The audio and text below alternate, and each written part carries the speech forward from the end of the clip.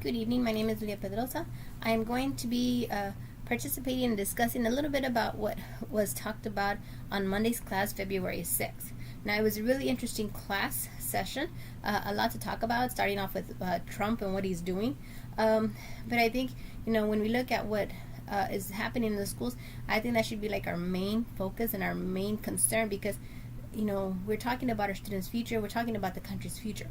So I totally agree that a bilingual school should be assessed differently from a school that isn't bilingual. And even then, I think one of the discussions that we've had in our office is that a bilingual student should be assessed differently from a monolingual student.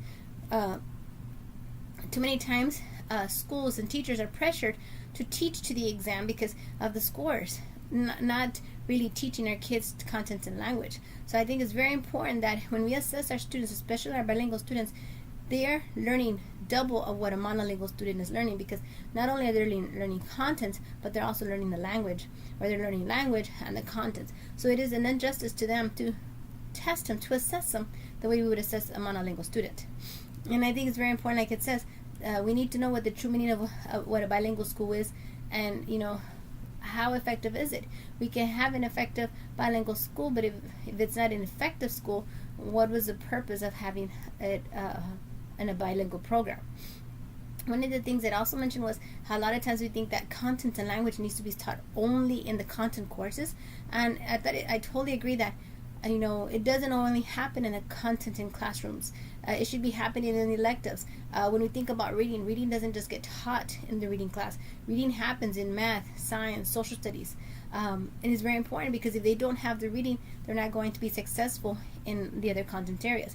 So I think when we think about the coaches and how they talk, how they teach them in English, how they explain the steps in English, unknowingly they are teaching students the language.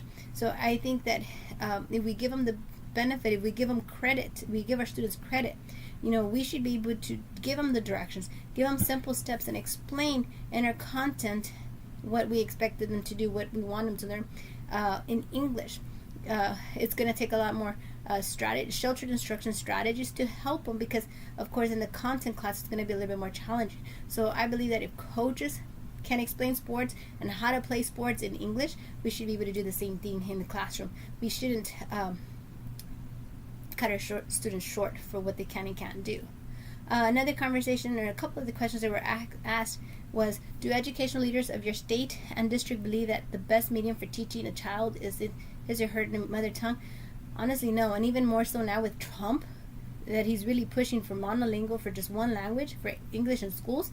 I really believe that educational leaders do not understand the importance of teaching content in a mother tongue. I know in my district, it's been a struggle, but because of TA and what they mandated, we do have a time and treatment where students are being taught from pre-K to first in their mother tongue, and then they transition over to English. But it is a challenge because not everybody understands that in order for them to be successful with content, we need to make sure that we teach the content in their mother tongue. And of course, they also do not understand that whatever content skills and information they learn in Spanish can easily be transferred over to the English. And the other question was also that, does this district provide every effort to provide education in the mother tongue?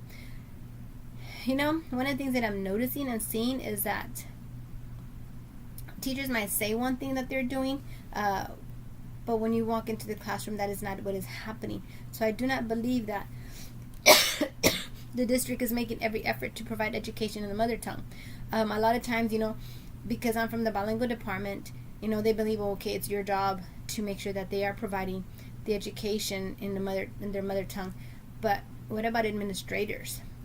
I think it's going to have to take teamwork in order to be able to ensure the students are successful academically, content-wise, and language-wise. Thank you.